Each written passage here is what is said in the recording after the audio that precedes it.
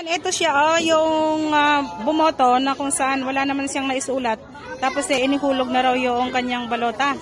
Pinapold tapos inihulog na. So explain mo nga kung paano. Ikaw ba pumasok doon, di ba? Tapos nung pumasok ka, meron kang pinirmahan. Oh, yun yung pangalan mo, tapat ng pangalan mo. Tapos pagkayari nun, anong ginawa sa'yo?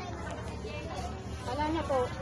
Umupo po ako dun sa may upuan. Tapos sabi po sa akin yung isang po doon na nakaupo na Watcher? Opo, watcher. Ano Kumuha sabi? ka ng ano daw ng kopyahan, sabi niya.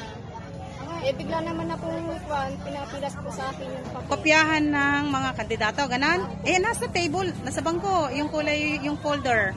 Opo, wala po naman eh. Ah, walang laman? Wala po. Ay, bakit? Nasaan? Kaya yun lang po yung pinan sa akin, binigay na nakatupi po. Ah, so hindi mo alam kung sino mga iboboto mo sana.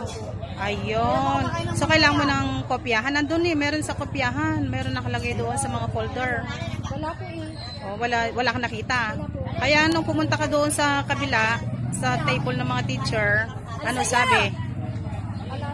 Wala. Tinatakan ka na agad. Ay, mali. Wala ka na iboto. Bakante. Opo. Ay, paano kaya yun? Ano kaya ang gagawin natin doon? Mga kasama.